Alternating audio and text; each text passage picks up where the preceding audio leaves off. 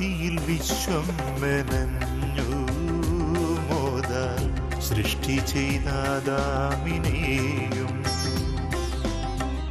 രക്ഷയായി മണ്ണിലണഞ്ഞു പ്രാവായി അഗ്നിയായി തന്നാത്മവർഷം. Divine voice, divine voice, divine voice. Hallelujah, hallelujah, hallelujah. Hallelujah, ഓശാന സ്തോത്ര ഗീതിയാൽ എല്ലാരും വാഴ്ത്തുന്നൊരദ്വൈതനാദം. Divine voice, divine voice, divine voice.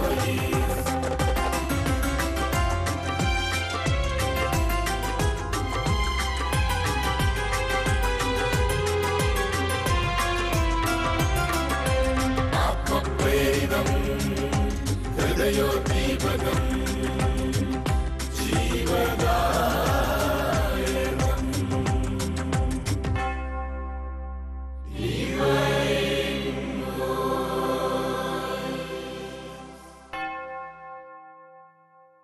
പിതാവിന്റെയും പുത്രന്റെയും പരിശുദ്ധാത്മാവിന്റെയും നാമത്തിൽ ആമേൻ. ഈശോ മിശിഹായിലെ ഏറ്റവും സ്നേഹം നിറഞ്ഞ മാതാപിതാക്കന്മാരെ, പ്രിയ സഹോദരി സഹോദരന്മാരെ, ഗുഡ്നസ് ചാനലിന്റെ ഡിവൈൻ വോയിസ് വചന ശുശ്രൂഷ ഈ 50 ദിവസക്കാലം വലിയ നോമ്പിന്റെ ചിന്തകളുമായിട്ട് നിങ്ങളുടെ മുൻപിൽ എത്തുകയാണ്. തമ്പുരാന്റെ കൃപയുടെ വചനങ്ങൾ ഏറ്റവും സ്നേഹത്തോടുകൂടെ ഈ നോമ്പുകാലത്തിൽ നമുക്ക് സ്വീകരിക്കാം. കൃപയാൽ നിറയപ്പെടുവാൻ, ദൈവാനുഗ്രഹത്താൽ നിറയപ്പെട്ടുകൊണ്ട് നമ്മുടെ തന്നെ ജീവിതങ്ങളിലേക്ക് ഒന്ന് തിരിഞ്ഞു നോക്കുവാൻ ഈ ശുശ്രൂഷ ലോകമെമ്പാടുമുള്ള എല്ലാ പ്രേക്ഷകരെയും സഹായിക്കട്ടെ എന്ന് തീക്ഷ്ണമായിട്ട് നമുക്ക് പ്രാർത്ഥിക്കാം. അതിനു വേണ്ടിയിട്ട് നമ്മെ തന്നെ ഒരുക്കാം.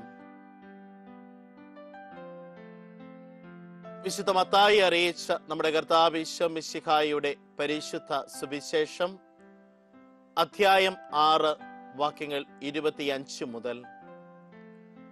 ഞാൻ നിങ്ങളോട് പറയുന്നു, എന്തു ഭക്ഷിക്കും, എന്തു പാനം ചെയ്യും എന്ന ജീവനെക്കുറിച്ചോ എന്തു ധരിക്കും എന്ന ശരീരത്തെക്കുറിച്ചോ നിങ്ങൾ ഉത്കണ്ഠാകുലരാകേണ്ട. ഭക്ഷണത്തെക്കാൾ ജീവനും വസ്ത്രത്തെക്കാൾ ശരീരവും ശ്രേഷ്ഠമാണല്ലോ. ആകാശത്തിലെ പക്ഷികളെ നോക്കുവിൻ, അവ വിതയ്ക്കുന്നില്ല, കൊയ്യുന്നില്ല, കളപ്പുരയിൽ ശേഖരിക്കുന്നുമില്ല. എങ്കിലും നിങ്ങളുടെ സ്വർഗസ്ഥനായ പിതാവ് അവയെ തീറ്റിപ്പോറ്റുന്നു. അവയേക്കാൾ എത്രയോ വിലപ്പെട്ടവരാണ് നിങ്ങൾ. ഉത്കണ്ഠ മൂലം ആയുസ്സിന്റെ ദൈർഘ്യം 1 മുഴമെങ്കിലും കൂട്ടുവാൻ നിങ്ങളിൽ ആർക്കെങ്കിലും സാധിക്കുമോ? വസ്ത്രത്തെ പറ്റിയും നിങ്ങൾ എന്തിന് ആകുലരാകുന്നു? വയലിലെ ലില്ലികൾ എങ്ങനെ വളരുന്നു എന്ന് നോക്കുക. അവ അധ്വാനിക്കുന്നില്ല, നൂൽ നൂൽക്കുന്നുമില്ല. സത്യമായി ഞാൻ നിങ്ങളോട് പറയുന്നു, സോളമൻ പോലും തന്റെ സർവമഹത്വത്തിലും ഇവയിൽ ഒന്നിനെ പോലെ അലങ്കൃതനായിരുന്നില്ല. ഇന്നുള്ളതും നാളെ അടുപ്പിൽ എറിയപ്പെടുന്നതുമായ പുല്ലിനെ ദൈവം ഇപ്രകാരം അലങ്കരിക്കുന്നുവെങ്കിൽ അല്പവിശ്വാസികളെ നിങ്ങളെ അവിടുന്ന് എത്രയധികം അലങ്കരിക്കുകയില്ല. അതിനാൽ എന്തു ഭക്ഷിക്കും, എന്ത് പാനം ചെയ്യും, എന്ത് ധരിക്കും എന്ന് വിചാരിച്ച് നിങ്ങൾ ആകുലരാകേണ്ട. വിജാതീയരാണ് ഇവയെല്ലാം അന്വേഷിക്കുന്നത്. നിങ്ങൾക്ക് ഇവയെല്ലാം ആവശ്യമാണെന്ന് നിങ്ങളുടെ സ്വർഗീയ പിതാവ് അറിയുന്നു. നിങ്ങൾ ആദ്യം അവിടുത്തെ രാജ്യവും അവിടുത്തെ നീതിയും അന്വേഷിക്കുക, അതോടൊപ്പം മറ്റുള്ളവയെല്ലാം നിങ്ങൾക്ക് ലഭിക്കും. അതിനാൽ നാളെക്കുറിച്ച് നിങ്ങൾ ആകുലരാകരുത്. നാളത്തെ ദിനം തന്നെ അതിനെക്കുറിച്ച് ആകുലപ്പെട്ടുകൊള്ളും. ഓരോ ദിവസത്തിനും അതതിന്റെ ക്ലേശം മതി.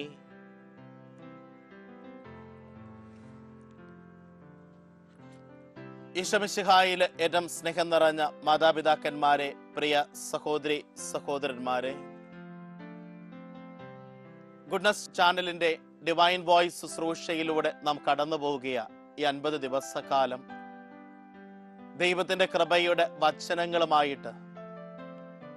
ഇന്നേ ദിവസം തിരുസഭ വളരെ പ്രത്യേകമായിട്ട് നമ്മുടെ വിചിന്തനത്തിനായിട്ട് നൽകിയിരിക്കുന്നത് വിശുദ്ധ മത്തായിയുടെ സുവിശേഷം 6-ാമത്തെ അധ്യായം 25 മുതൽ 34 വരെയുള്ള വാക്യങ്ങളാണ്. ഇതിന്റെ തലക്കെട്ട് തന്നെ ഇപ്രകാരമാണ്: ദൈവ പരിപാലനയിൽ ആശ്രയിക്കുക.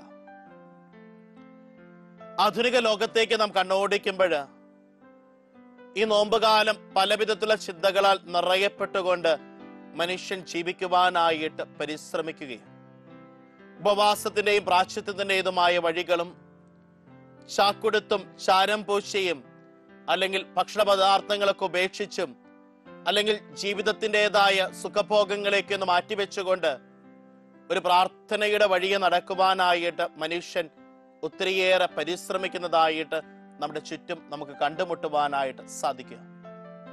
വളരെ നല്ല കാര്യം തന്നെ. പ്രിയമുള്ളവരെ, ദൈവത്തിന്റെ പരിപാലനയില് ആശ്രയം വെച്ചുകൊണ്ട് ഈ നോമ്പുകാലത്തിൽ ജീവിക്കുവാനായിട്ട് സാധിക്കണം. എന്താണ് ഈ ദൈവപരിപാലനയുടെ ആശ്രയം എന്ന് പറയുന്നത്? എൻ്റെ ജീവിതത്തിന്റെ പാപത്തിന്റെ അവസ്ഥകളെ, എൻ്റെ ജീവിതത്തിന്റെ തിന്മയുടെ അവസ്ഥകളിൽ നിന്നൊക്കെ ദൈവം എനിക്ക് ഒരു വിടുതൽ നൽകിക്കൊണ്ട് ഞാൻ ഈ ഉപവാസത്തിലൂടെയും പ്രാശ്ചിത്യത്തിലൂടെയും ഒരു മാനസാന്തരത്തിന്റെയും അനുഭവത്തിലൂടെ കടന്നു പോകുമ്പോൾ ദൈവം എൻ്റെ ജീവിതത്തിലേക്ക് കൃപ ചൊരിയുമെന്നും എൻ്റെ ജീവിതത്തെ അവിടുന്ന് അനുഗ്രഹിക്കും എന്നുള്ള ഒരു വിശ്വാസം. പ്രിയമുള്ളവരെ, ഇന്ന് മനുഷ്യ മക്കളുടെ ജീവിതത്തില് ഏറ്റവും പ്രയാസപ്പെട്ട ഒരു മേഖലയായത്. പലപ്പോഴും ഇന്ന് വ്യക്തികളെ കണ്ടുമുട്ടാറുണ്ട് ഇപ്രകാരത്തിലുള്ള അവസ്ഥയിൽ. പലരും 50 ദിവസത്തെ ഉപവാസത്തിലും പ്രാർത്ഥനയ്ക്കും ശേഷം ചോദിക്കാറുള്ള ഒരു ചോദ്യമുണ്ട്. പല കാലഘട്ടങ്ങളിലും ഞാൻ കേട്ടിട്ടുണ്ട്, ദൈവം എന്നെ അനുഗ്രഹിക്കുമോ ഇല്ലയോ എന്ന്.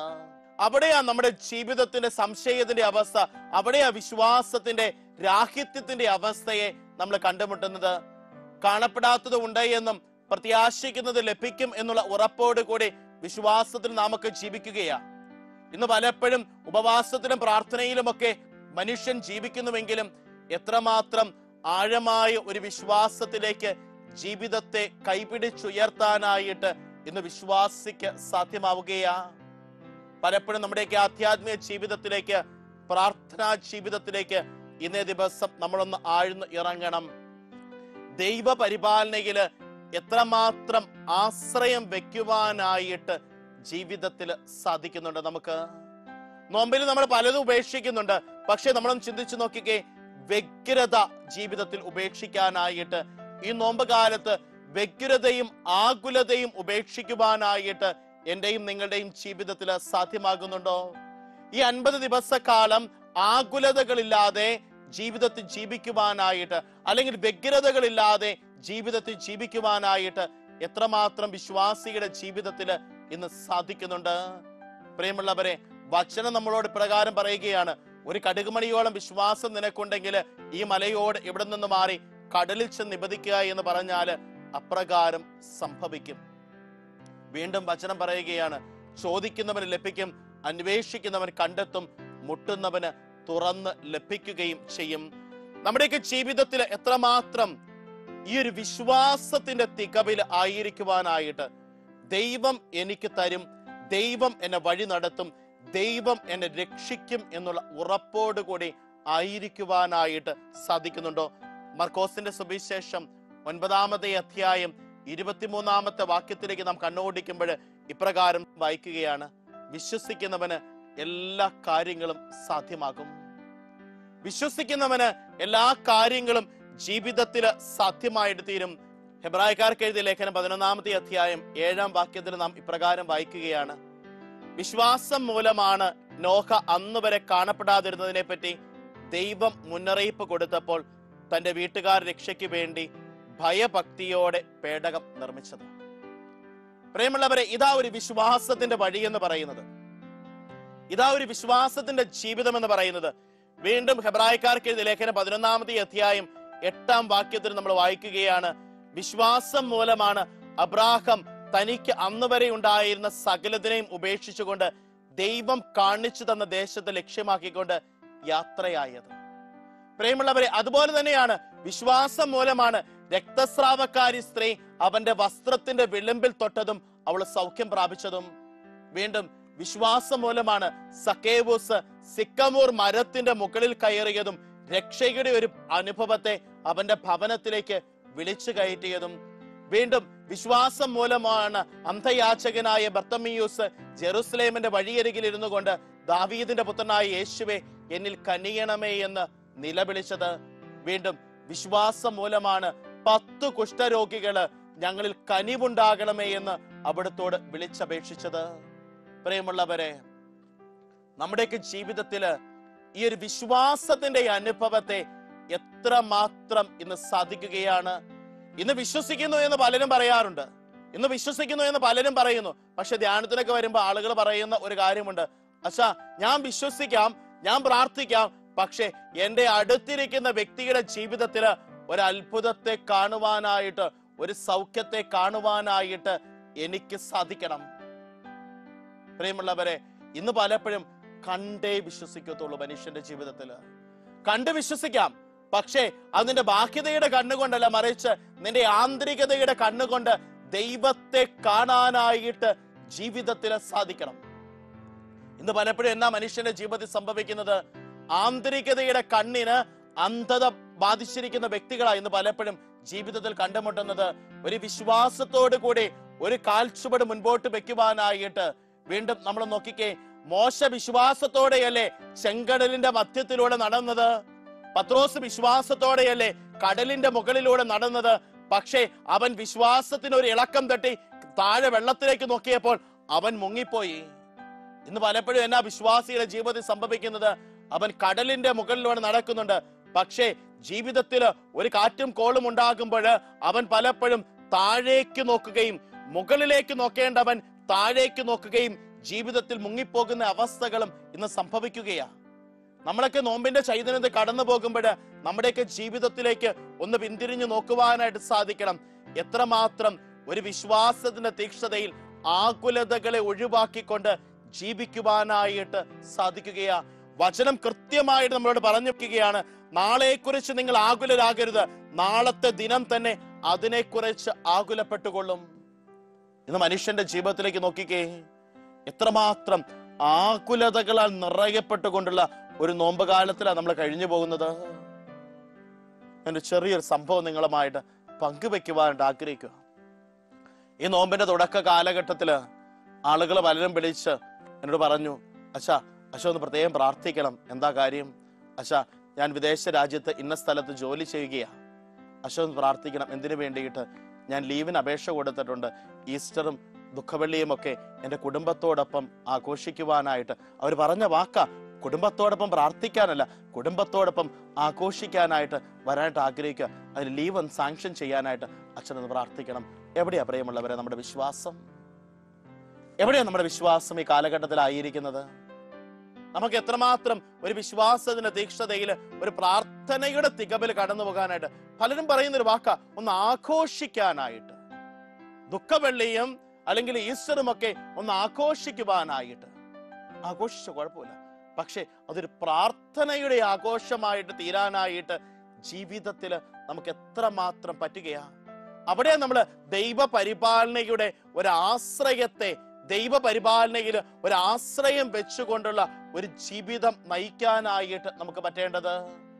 ആകുലതകളാണ് ഇന്ന് മനുഷ്യനെ മുൻപോട്ട് നയിക്കുന്നത്. ഏതൊരു സമൂഹത്തിലേക്കും ഏതൊരു ജീവിതത്തിലേക്കും നോക്കിയാൽ ഇന്ന് കാണുന്ന ഒന്നാ, ആകുലതകളുടെ നടുവിലാണ് ഇന്ന് ജീവിതം. ആകുലതകളുടെ നടുവിൽ ജീവിക്കുമ്പോൾ ഇന്ന് പലപ്പോഴും എന്നാ സംഭവിക്കുന്നത്?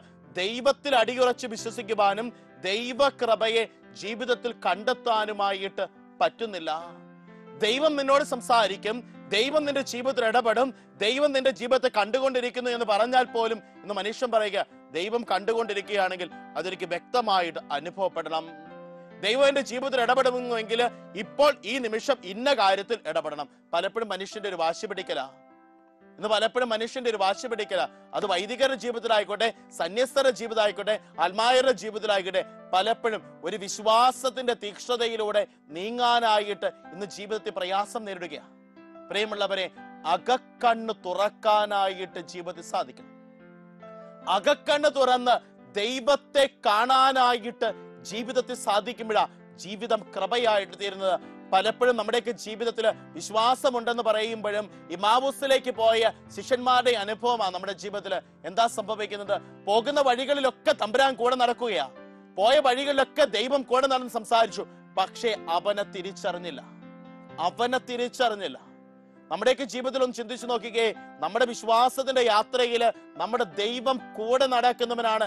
എന്നെ രക്ഷിക്കുകയും എന്നെ പരിപാലിക്കുകയും എന്നെ വഴി നടത്തുകയും ചെയ്യുന്ന ദൈവത്തിൽ എത്രമാത്രം ആശ്രയം ഉറപ്പിക്കാനായിട്ട് ജീവിതത്തിൽ സാധിക്കുകയാണ്.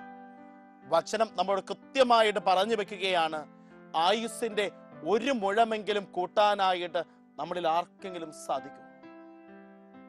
ആയുസ്സിന്റെ 1 മുഴമെങ്കിലും കൂട്ടാനായിട്ട് നമ്മളിൽ ആർക്കെങ്കിലും സാധിക്കും? നമ്മൾ ചിന്തിച്ചു നോക്കിക്കേ, ആയുസ്സിന്റെ മുഴം കൂട്ടാനായിട്ട് നമുക്ക് കഴിവില്ല. ദൈവം അതിനുള്ള കഴിവ് മനുഷ്യന് കൊടുത്തിട്ടില്ല. എന്തുമാത്രം അധ്വാനിച്ചാലും അത് തമ്പുരാന്റെ കണക്ക് പുസ്തകത്തിലാണ്. തമ്പുരാന്റെ കണക്ക് പുസ്തകത്തിൽ കൃത്യമായിട്ട് എഴുതി വെച്ചിട്ടുണ്ട്, ഇന്ന ദിവസം ജനിക്കുകയും ഇന്ന ദിവസം മരിക്കുകയും ഇന്ന ദിവസം ദൈവ തിരുസന്നിധിയിലേക്ക് എത്തുകയും ചെയ്യുമെന്ന്. പക്ഷേ ഈ കാലയളവില് എത്രമാത്രം ഒരു വിശുദ്ധിയുടെ നിറവിൽ ജീവിക്കുവാനായിട്ട് വിശ്വാസിയുടെ ജീവിതത്തിൽ ഇന്ന് സാധിക്കുകയാണ്. അതുകൊണ്ട് തന്നെ വചനത്തിൽ കൃത്യമായിട്ട് പറയുന്നത്, യോഹന്നാന്റെ സുവിശേഷം 11-ാമത്തെ അധ്യായം 28-ാമത്തെ വാക്യം പറയുകയാണ്, ഞാനാണ് പുനരുത്ഥാനവും ജീവനും, എന്നിൽ വിശ്വസിക്കുന്നവൻ മരിച്ചാലും ജീവിക്കും. വചനം കൃത്യമായി നമ്മളോട് പറയുകയാണ്, ഞാനാണ് പുനരുത്ഥാനവും ജീവനും, എന്നിൽ വിശ്വസിക്കുന്നവൻ മരിച്ചാലും ജീവിക്കും. നമ്മുടെയൊക്കെ ജീവിതത്തിൽ നമ്മളൊന്ന് പരിശോധിച്ചു നോക്കണം. ഒരു വിശ്വാസത്തിന്റെ തീക്ഷ്ണതയാൽ നിറയപ്പെട്ടുകൊണ്ട് ഈ നോമ്പ് കാലത്തില് ആകുലതകളും അല്ലെങ്കിൽ ജീവിതത്തെക്കുറിച്ചുള്ള ടെൻഷനും ഒക്കെ ഒന്ന് ഒഴിവാക്കിക്കൊണ്ട് ജീവിക്കുവാനായിട്ട് എത്രമാത്രം സാധ്യമാവുക. ഇന്ന് മത്സ്യമാംസാദികൾ ഒഴിവാക്കുകയോ അല്ലെങ്കിൽ പാലുൽപ്പന്നങ്ങൾ ഒഴിവാക്കുകയോ അല്ലെങ്കിൽ ചോക്ലേറ്റ് ഒഴിവാക്കുകയോ ഐസ്ക്രീം ഒഴിവാക്കുകയോ ഒക്കെ മനുഷ്യന് എളുപ്പമാണ്. ചിലർ എന്നോട് പറയാറുണ്ട്, അച്ഛാ നോമ്പിന്റെ കാലഘട്ടത്തിലൂടെ കടന്നു പോകുക, നല്ലൊരു നോമ്പെടുക്കണം. എന്തിനു വേണ്ടിയിട്ടാ? കൊളസ്ട്രോൾ ഒക്കെ ഒന്ന് കുറയാൻ വേണ്ടിയിട്ടാ, അല്ലെങ്കിൽ ഡയബറ്റിക്കിന്റെ അസുഖത്തിൽ നിന്ന് ഒരു വിടുതലുണ്ടാകാൻ പറ്റിയ കാലഘട്ടം അച്ഛാ. പക്ഷെ ഞാൻ പലപ്പോഴും ചിന്തിക്കാറുണ്ട്, ഇതൊക്കെയാണ് നമ്മുടെ ജീവിതത്തിൽ ഒരു മാറ്റം ഉണ്ടാകേണ്ടത്. പലപ്പോഴും ഇന്ന് പ്രിയമുള്ളവരെ, ഇന്ന് മാറ്റി വെക്കേണ്ടതിനെ മാറ്റി വെക്കാതെ നമ്മുടെ ജീവിതത്തിൽ നമ്മൾ കടന്നു പോവുകയാണ്. നിന്റെ ആകുലതകളെ അല്ലെങ്കിൽ നിന്റെ ജീവിതത്തിന്റെ ടെൻഷനുകളെയൊക്കെ ഒന്ന് മാറ്റി വെക്കാനായിട്ട് നിനക്ക് പറ്റുന്നുണ്ടോ? നീ ചിന്തിച്ചു നോക്കണം. കൈകൂപ്പി വിശ്വാസത്തിന്റെ തീക്ഷ്ണതയില് ഈ നോമ്പ് കാലത്തിൽ ഇത്രയും ദിവസത്തിൽ എന്നെങ്കിലും ആത്മാർത്ഥമായിട്ട് ദൈവ തിരുസന്നിധിയില് നിഷ്കളങ്കമായ ഒരു ഹൃദയത്തോടെ നിലവിളിക്കാനായിട്ട് പറ്റിയിട്ടുണ്ടോ? ഇന്ന് ജീവിതത്തിൽ നമ്മൾ ചിന്തിക്കേണ്ട വലിയൊരു മേഖലയാണ്. ഒന്ന് ദൈവത്തിന്റെ പക്കല് ഇതെല്ലാം ഒന്ന് മാറ്റിവെച്ചുകൊണ്ട് നിലവിളിക്കാനായിട്ട് പറ്റണം.